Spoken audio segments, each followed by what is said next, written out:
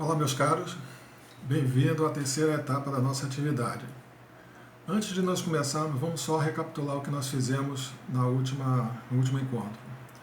Nós fizemos o cálculo do custo da importação, ou seja, quanto é que nós iremos desembolsar com as importações. Nós pegamos as quantidades, pegamos o valor FOB unitário, transformamos isso em totais, transformamos em dólar, em reais, pegando a taxa de câmbio que foi distribuída para vocês, e nós tivemos o valor FOB em reais. Uma vez encontrado o valor FOB em reais, nós começamos a calcular os tributos sobre importações. O primeiro tributo foi o imposto de importação. Esse é um tributo não recuperável, ou seja, ele vai fazer parte do custo de aquisição da mercadoria.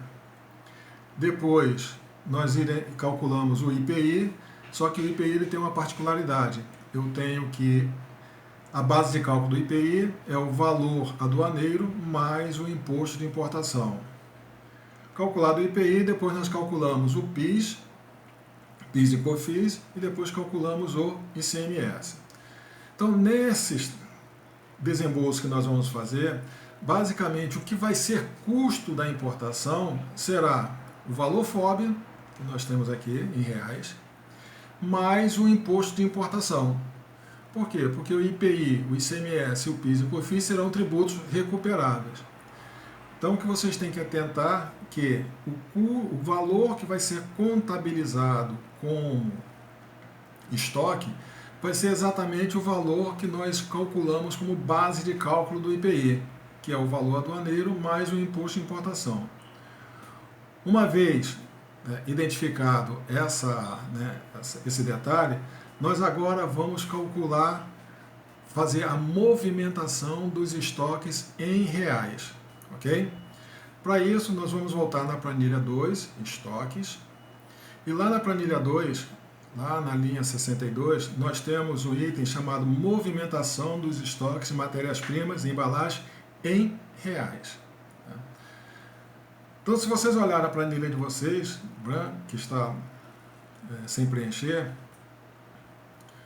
o item que está lá em valores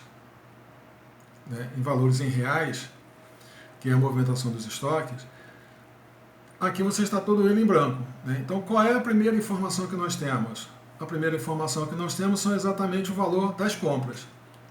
Esse valor das compras vocês vão pegar da onde? Exatamente lá da base de cálculo do IPI. Então, vou voltar para a nossa planilha. Fazendo a movimentação. O primeiro item que eu vou lançar é exatamente o valor das compras. Então, se vocês observarem, esse valor das compras aqui da resina C é exatamente o valor que está lá na planilha compras, no item C40, que é exatamente o valor da base de cálculo do IPI. Vamos ver se é isso mesmo? Então, eu tenho aqui 7.291, é a linha C40, eu vou lá, 7.291, exatamente o valor da base de cálculo do IPI. Ok? E assim sucessivamente, para todos os itens, esses aqui serão os valores que estarão sendo contabilizados em estoque. Então, vocês vão pegar todos esses valores e lançar em cada um item. Porra, Frita, mas e as embalagens? As embalagens, nós fizemos o cálculo mais embaixo, onde de todos os valores, tributos que a gente pagou, nós nos creditamos. Então, o valor que vai ser considerado como aquisição, lá para estoques, é exatamente esse valor que está na linha 92. 18.551, que é o valor da compra, já deduzido o valor dos tributos. Ok? Uma vez definido isso, vamos agora fazer a nossa movimentação de estoques em reais. Então, vamos lá. Eu tenho o valor das compras. Okay? O segundo item que eu vou calcular agora é qual é o meu custo médio de estoque. Por quê? Porque todas as baixas deverão ser contabilizadas e deverão ser registradas pelo custo médio de estoque. Então, nesse caso, para eu fazer o cálculo do custo médio de estoque, o que eu tenho que fazer? Eu vou pegar saldo inicial em reais, mais as compras. Vou dividir esses dois valores pelo saldo inicial em quantidade mais as compras em quantidade. Uma vez feito isso, eu vou ter o custo médio de estoque. Então, recapitulando. Primeiro item que eu vou lançar são as compras. Segundo item que eu vou lançar será o custo médio. Como é que eu vou chegar a esse custo médio? Eu vou fazer um cálculo. Saldo inicial em reais, mais compras em reais, o somatório dos dois, dividido pela saldo inicial em quantidade, mais compras em quantidade. Uma vez feito isso, eu vou ter o meu custo médio. Então, se vocês observarem aqui na fórmula, vou aumentar um pouquinho, para que vocês possam observar melhor. Então, eu tenho C65 mais C66, tá vendo? Estoque inicial mais compra, dividido pelo estoque inicial mais estoque inicial em quantidade, mais as compras em quantidade. Ok? Uma vez feito isso, eu vou calcular o custo médio para todos os itens.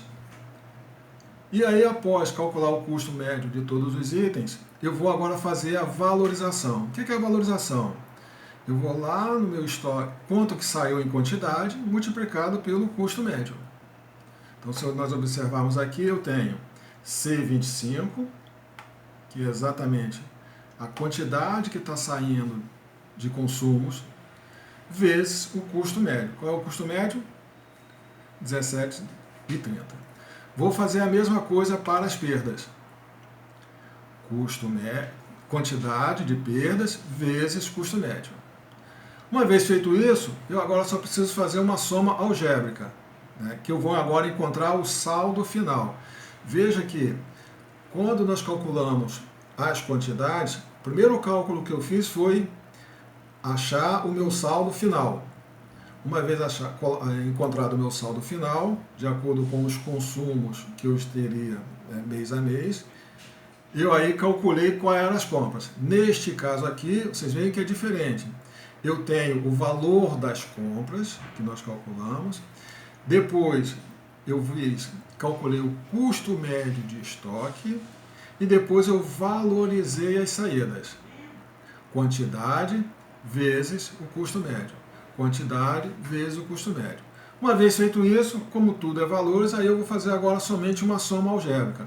Saldo inicial, mais compras, menos consumos, menos perdas, igual a estoque final. Vocês vão fazer esses cálculos aqui para todos os itens de estoque. Ok? Uma vez feito isso, logo abaixo tem os resumos. Esses resumos aqui são importantes para quando nós formos calcular, né, o custo de produção. O que são os resumos? Vocês vão simplesmente transferir para cá os valores que vocês encontraram. Consumo de matéria-prima, né, resina, o consumo de resina E e assim sucessivamente. Todos esses consumos, né, nós calculamos lá em cima, quando multiplicamos as quantidades que foram consumidas vezes o custo médio. Uma vez encontrado isso para todos eles, vocês vão transferir para cá também em reais, observe que em reais, as perdas em reais, tá, de todos os itens. Uma vez feito isso, vocês vão fazer um resumo geral das consumos de matérias-primas, que é o quê? O consumo efetivo mais as perdas. Consumo efetivo mais perdas. Tá vendo? Com isso, né, nós teremos finalizado esta primeira parte do trabalho. A segunda parte nós vamos começar daqui a pouco e vocês vão precisar destas informações que estão aqui. Aqui embaixo também é só um resumo, tá, que são os estoques finais, né, que vocês vão pegar lá de cima em reais, que isso aqui será útil no futuro para a gente fazer algumas outras informações. O item 2.4, custo de produção, nós não iremos fazer agora. Por quê? Porque algumas informações eu já tenho. Consumo de matérias-primas eu já tenho, consumo de embalagem eu já tenho. Mas os demais itens eu não tenho ainda, que são os demais custos de produção. Se vocês já tiveram aula de custo, A estrutura de um custo de produção, exatamente isso. Matérias-primas, embalagens, ocasionalmente tem materiais indiretos, ou materiais intermediários, ou materiais secundários, aí o nome é indiferente, mão de obra direta e indireta, e os gastos gerais de fabricação. Alguns chamam de custos diretos de fabricação, custos indiretos.